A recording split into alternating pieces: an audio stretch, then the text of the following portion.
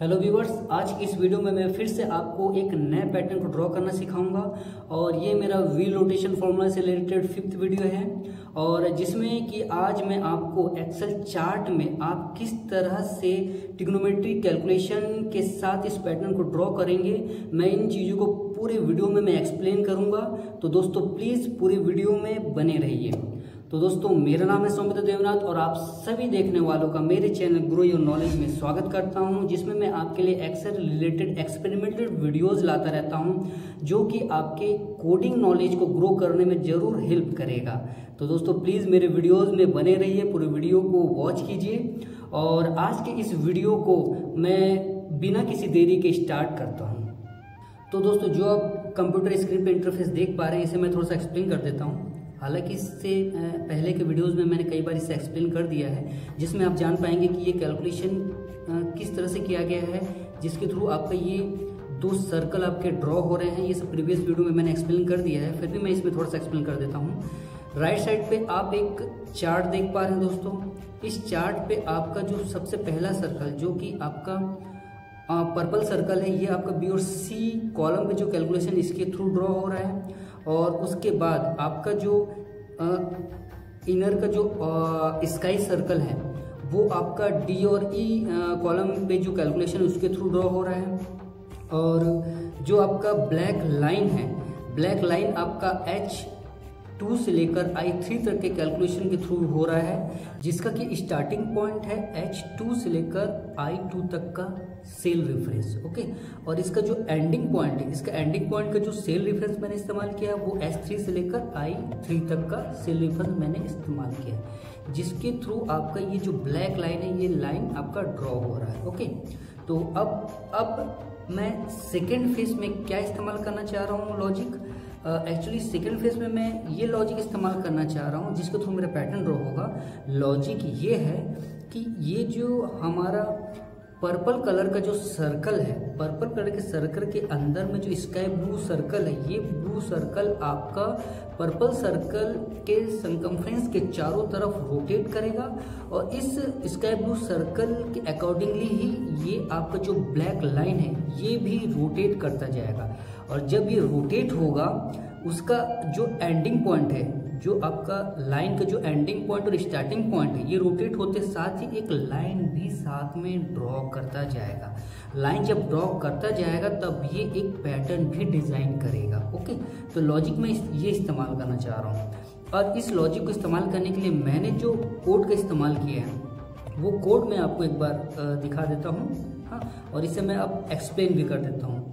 ये आपका कोड है, लेफ्ट साइड में आप देख पा रहे हैं विजुअल बेसिक का ये कोड है। मैंने कोड जो लिखा है इसे मैं थोड़ा सा एक्सप्लेन कर रहा हूँ, जिसके थ्रू आपका एक पैटर्न ड्रॉ होगा। वो क्या ड्रॉ होगा पैटर्न वो लास्ट में आपको एक बार बताऊंगा। सबसे पहले कोड को मैं एक्सप्लेन कर दूं। सिंपल सा है, सब रूटीन से कोड स्टार्ट होगा। सब रूटीन से मैंने एक सब्जेक्ट ले लिया है, नाम दे दिया है पैटर्न 7। ओके, और उसके बाद आप देखेंगे एक मैंने वेरिएबल लिया है। ए वेरिएबल पे मैं A3 सेल का रेफरेंस मैंने दिया है। यहाँ पे ध्यान दीजिएगा, A3 सेल के रेफरेंस में जो मैं वैल्यू लिख रहा हूँ वो 6 लिख रहा हूँ। ओके, 6 क्यों? क्योंकि मैं हर सेल पे मैं 6 वैल्यू से मैं इंक्रीज कर रहा हूँ। हर सेल पे आप देखिएगा 6 से ये इंक्रीज होता जा रहा है। तो मैं एक्चुअली इंक्रीज पॉइंट क्या ले रहा हूँ, इंक्रीज वैल्यू मैं 6 ले रहा हूँ, जो कि मैं A3 से ले रहा हूँ। तो इसलिए मैंने A वेरिएबल पे मैंने A3 का जो सेल रेफरेंस जो वैल्यू वो 6 मैंने स्टोर कर लिया है A वेरिएबल पे। ओके, देन आप आएंगे यहाँ पे, आप ध्यान देंगे कि मैंने फॉर लूप का इस्तेमाल किया है। फॉर लूप मैंने I एक वेरिएबल है जिसे मैंने 2 से लेकर 382 यानी 382 तक मैंने इस लूप को चलाया है। ठीक है, ये लूप यहाँ से स्टार्ट हुआ और यहाँ पे एंड हुआ है। ठीक है, ओके। अब उसके बाद मैंने क्या किया है कि F2, उसके बाद मैंने क्या किया है F2 सेल रेफरेंस पे मैंने R रेंज R यानी कि जो R कॉलम है, जो R कॉलम यहाँ पे देख पा रहे हैं, R कॉलम और S कॉलम, तो F2 और G2 पे मैंने R और S कॉलम पे जो वैल्यू है उसे 1 बाय 1 मैंने पिक किया है। किसके थ्रू? मैंने लूप के थ्रू इसे मैंने पिक किया। यहाँ पे देखिएगा एंड आई मैंने इंडिकेट किया है, ठीक है। तो F2 और G2 पे जो वैल्यू पुट होगा वो R और S कॉलम पे जो वैल्यू को 1 by 1 आपका पिक होता जाएगा, ओके। देन मैंने H2 और I2 के सेल रेफरेंस में मैंने फॉर्मूले का इस्तेमाल किया। ध्यान दीजिए दोस्तों, यहाँ पे मैंने फॉर्मूले को डबल कोट पे मैंने लिखा है। डबल कोट में लिखने का मतलब ये है कि ये मैं इस सेल रेफरेंस पे H2 सेल रेफरेंस में मैं टेक्स्ट फॉर्म में मैं इस फॉर्मूला को मैं पुट कर रहा हूँ। जब ये टेक्स्ट फॉर्म में इस सेल रेफरेंस पे जब ये फॉर्मूला जाएगा तो सबसे आगे आप देखिए कि इक्वल टू होने की वजह से एक्सेल के इस सेल पे वो इक्वल टू होने की वजह से वो टेक्स्ट आपका फॉर्मूला में कन्वर्ट हो जाएगा। यहाँ ध्यान दीजिए आप कि मैंने H2 सेल रेफरेंस आपका ये है। यहाँ पे सेम जो टेक्स्ट है आपका यहाँ पे मैंने पुट किया है और ये इक्वल टू होने की वजह से ये फॉर्मूला में कन्वर्ट हो गया। कन्वर्ट होने के बाद ये मुझे एक वैल्यू प्रेजेंट कर रहा है, ठीक है। यहाँ ध्यान दीजिए 0.838246 ये मुझे एक वैल्यू प्रेजेंट कर रहा है। उसी तरह से I2 पर भी मैंने cos sine formula trigonometric formula का इस्तेमाल किया है, जिसे मैंने डबल कोट पे मैंने लिखा है। और ये फॉर्मूला का काम क्या है, कैसे वर्क करता है, ये मैं थोड़ा सा एक्सप्लेन कर देता हूँ। जैसे साइन पे आते हैं, सबसे पहले H2 में आते हैं। यहाँ पे ध्यान दीजिएगा साइन वैल्यू पे मैंने यहाँ पे 0 से माइनस किया है ए की वैल्यू को। ए की वैल्यू क्या है, ए पे वेरिएबल पे मैंने A3 यानी 6, ए वेरिएबल पे अभी जो वैल्यू वो 6 है, तो 0 को मैंने 6 से माइनस किया है। फिर इस सीन फॉर्मूले को जो भी कैलकुलेशन आएगा उसे मैंने 3 गुना इंक्रीज कर दिया। इंटू 3 देखिए 3 गुना मैंने इंक्रीज कर दिया है, साइज बढ़ा दिया है। और प्लस मैंने 3 करके इसके रेशियो को यानी x, ये आपका H2 यानी x पॉइंट की वैल्यू है ये, तो x पॉइंट की वैल्यू पे मैंने +3 इंक्रीज करके इसे बढ़ा दिया है। और प्लस इसे F2 मेरा क्या है, F2 ये है, F2 से मैंने कनेक्ट कर दिया, F2 सेल से कनेक्ट कर दिया है, ठीक है। सेम उसी तरह से कॉस फॉर्मूला भी इसी तरह से काम कर रहा है कि इस पे भी मैंने 0 माइनस किया है ए की वैल्यू से, यानी 6 से इंटू 3 किया, इंक्रीज किया है। और G2 सेल से मैंने इसे कनेक्ट कर दिया है, ठीक है। तो इस तरह से F2 से लेकर I2 तक का जो वैल्यू है वो फॉर्मूला के थ्रू आपका आ रहा है, और जो कि कनेक्टेड है F और G सेल के रेफरेंस से, ठीक है। सेम उसी तरह से मेरा H3 और I3 पर भी मैंने सेम फॉर्मूला का इस्तेमाल किया है। सिर्फ डिफरेंस ये है कि मैंने 0 के बजाय यहाँ पे मैंने 3.15 वैल्यू से मैंने ए की वैल्यू को माइनस किया है, ठीक है। यहाँ पे ध्यान दीजिएगा, माइनस करने के बाद जो वैल्यू मेरा आया है वहाँ पे आप H3 और I3 पे आप देख पा रहे हैं, जो कि मेरा ब्लैक लाइन का एंडिंग पॉइंट है, ओके। आपका स्टार्टिंग पॉइंट क्या है, H2 से लेकर I2 और एंडिंग पॉइंट है H3 से लेकर I3 तक। और ये दोनों ही सेल मेरा कनेक्टेड है, चारों ही सेल कनेक्टेड है F और G2 सेल के रेफरेंस से, ठीक है। यहाँ पे ध्यान दीजिएगा F2 से भी कनेक्टेड है और G2 से भी कनेक्टेड है आपका H2 I2 और S3 और I3, ठीक है। तो इस कैलकुलेशन के थ्रू आपका black line automatic formula looping के थ्रू ये आपका ऑटोमेटिक फॉर्मूला आपका चेंज होता जाएगा। और चेंज होने की वजह से ये आपका जो ब्लैक लाइन है आपका स्काई ब्लू सर्कल के अकॉर्डिंगली आपका रोटेट करता जाएगा। तो लॉजिक यही है कि मुझे इसे रोटेट करवाना है, ताकि रोटेट होते साथ ही इसका एंडिंग और स्टार्टिंग पॉइंट की जो वैल्यू है वो मैं यहाँ पे J के और L और M के कॉलम पे मैं वन बाय वन में पुट कराते जाऊंगा वैल्यू को। वैल्यू जब ये पुट होता जाएगा तो ये एक लाइन ड्रॉ होता जाएगा, ठीक है। इसे वैल्यू को पुट कराने के लिए यहाँ पे लास्ट में देखिएगा रेंज J के L और M पे जो है वहाँ पे मैं H2 I2 की वैल्यू पुट करा रहा हूँ JK पे, और L और M पे मैं H3 और I3 की वैल्यू को मैं पुट कराते जा रहा हूँ, ठीक है। और लास्ट में देखिएगा A की वैल्यू को मैं +A3 करते जा रहा हूँ, मतलब वो प्लस होता जाएगा 6 से, ठीक होता जाएगा 6 से, और प्लस होते साथ ही ये आपका लूप 1 बाय 1 आपका सभी सेल्स पे वैल्यू को पुट कराते जाएगा। वैल्यू को यहाँ पे H और I के वैल्यू में भी चेंज होते जाएंगे। और लास्ट में ध्यान दीजिएगा कि लूप से जैसे ही ये एग्जिट होगा, एग्जिट होने के बाद वो F2 और G2 के सेल पे वो वैल्यू को पुट कर देगा, ठीक है।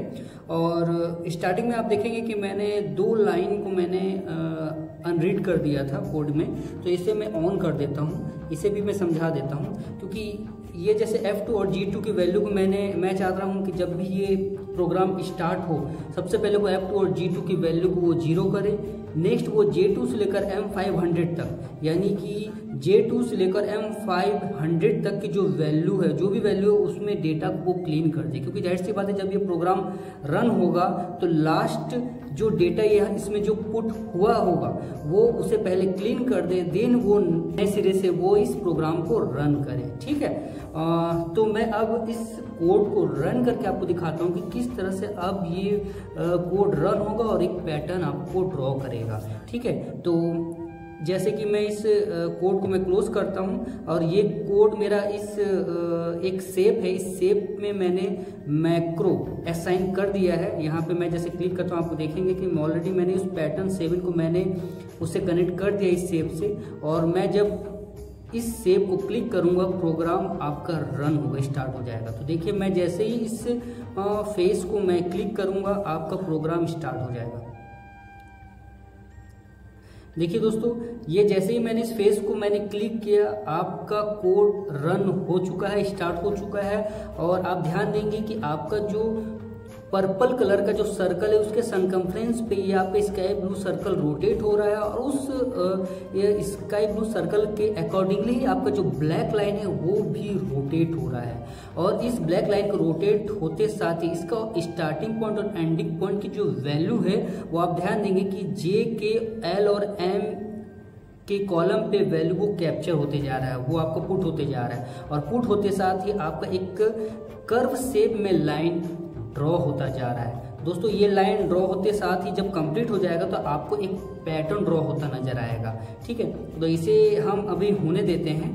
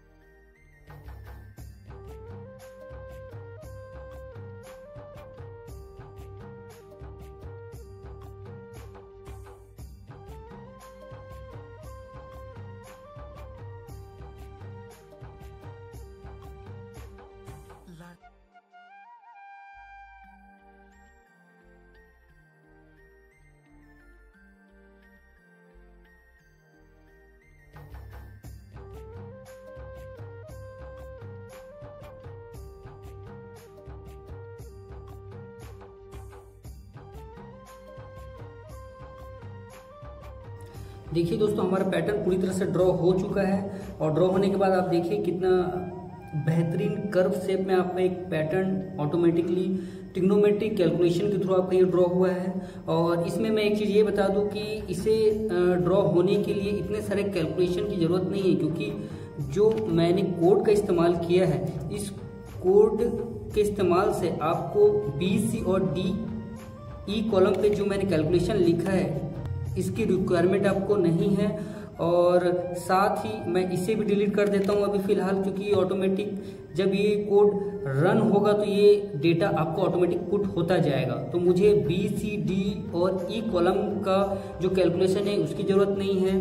और मुझे ये स्केलिंग, जो मैं स्केलिंग यहाँ पे मैं आप देख रहे हैं एक्स और वाई स्केलिंग, इसे भी मैं डिलीट कर देता हूँ ताकि आपका जो पैटर्न है पूरी तरह से अच्छे से विजिबल हो। मुझे ये ब्लैक लाइन का भी रिक्वायरमेंट नहीं है, तो इसे भी मैं डिलीट कर देता हूँ। अब मैं आपको फिर से एक बार कोड को रन करके दिखाता हूँ ताकि मैं आपको एक्सप्लेन कर सकूँ कि हमें सिर्फ किस कॉलम पे डेटा पुट करने की ज़रूरत है। ठीक है, तो मैं फिर से एक बार मैं रन करता हूँ। आप ध्यान दीजिए कि मुझे जो पैटर्न ड्रॉ करना था सिर्फ आपका वो पैटर्न ही ड्रॉ हो रहा है। देखिए आपका ब्लू लाइन और पर्पल लाइन ही आपका कर्व शेप में ड्रॉ होता जा रहा है। ये ड्रॉ कैसे हो रहा है, आपका जे के एल और एम के कॉलम के हर सेल पे वैल्यू वो पुट होता जा रहा है। ठीक है, और ये वैल्यू कहाँ से उसे मिल रहा है, उसे ये वैल्यू आपको एच और आई कॉलम के वैल्यू से पिक हो रहा है। जे और के वैल्यू देखिए मैं आपको फिर से समझा देता हूँ। जे और के कॉलम पे जो वैल्यू पुट हो रहा है वो आपका जे कॉलम पे H2 की वैल्यू पुट हो रहा है और के कॉलम पे आपका I2 की वैल्यू पुट होते जा रहा है। उसी तरह से L और M कॉलम पे आपका H3 और I3 की वैल्यू पुट होते जा रहा है। यानी कि मुझे अगर H और I सेल की वैल्यू को भी विजिबल नहीं करना है या उस सेल का भी मुझे यूटिलाइज नहीं करना है तो मैं क्या करूंगा, सिंपल सा जो मैं H और 2 पे जो वैल्यू मैं पुट करा, जो टेक्स्ट मैं पुट करा रहा हूँ, इस पूरे टेक्स्ट को मैं यहाँ पे H2 की जगह पे मैं रख दूंगा। यानी कि ये जो चारों फॉर्मूला जो कि टेक्स्ट फॉर्म में है इसे मैं डायरेक्ट यहाँ पे मैं पुट करा दूंगा। इससे क्या होगा कि आपका जो H और I की वैल्यू जो सेल मैं इस्तेमाल कर रहा हूँ वो सेल का भी आपको यूटिलाइज करने की जरूरत नहीं है। सिर्फ आप J के L और M की कॉलम पे आप वैल्यू पुट कीजिए और आपका ये डिजाइन जो ऑटोमेटिक ड्रॉप होता जाएगा। ठीक है, लास्ट में जो रह जाएगा आपका F और G पे जो वैल्यू आप देख पा रहे हैं वो आपका R और S के कॉलम के वैल्यू को 1 बाय 1 वो पिक कर रहा है। तो इसे भी मैं आगे के वीडियोस में बताऊंगा कि इसे भी किस तरह से आप इसे भी आप किस तरह से इरेज कर सकते हैं, यानी कि इस सेल को भी यूटिलाइज करने की रिक्वायर्ड नहीं पड़ेगा। ठीक है, तो ये सब मैं आपको आगे के वीडियोस में बताऊंगा दोस्तों। ठीक है, तो आई होप दोस्तों आपको आज का वीडियो पसंद आया होगा। मेरे द्वारा जो कैलकुलेशन मैंने इस पैटर्न को बनाने के लिए इस्तेमाल किया, ट्रिग्नोमेट्रिक फॉर्मूला का इस्तेमाल किया है, जरूर आपको समझ आया होगा। अगर नहीं समझ आ रहा है कुछ चीज़ें तो आप कमेंट सेक्शन में लिखिए, मैं आपके डाउट्स को जरूर से क्लियर करूंगा दोस्तों। तो थैंक यू दोस्तों मेरे वीडियो को पूरी तरह से देखने के लिए, और अगर वीडियो पसंद आए तो प्लीज़ इसे लाइक शेयर के साथ साथ सब्सक्राइब जरूर कीजिए दोस्तों, ताकि मुझे मोटिवेशन मिले और भी नए एक्सपेरिमेंट करने के लिए। मैं चाहता हूं कि मैं और भी एक्सेल में नए एक्सपेरिमेंट करूं और वो आपके साथ जरूर मैं शेयर करूं, ताकि मैं आपके नॉलेज को भी मैं ग्रो कर सकूं और मेरे नॉलेज भी आपके नॉलेज के साथ ग्रो हो सके। तो धन्यवाद, मुझे इजाज़त दीजिए। हम मिलेंगे नेक्स्ट वीडियो में कुछ नए कंटेंट के साथ, कुछ नए एक्सपेरिमेंट के साथ। तब तक मुझे इजाज़त दीजिएगा।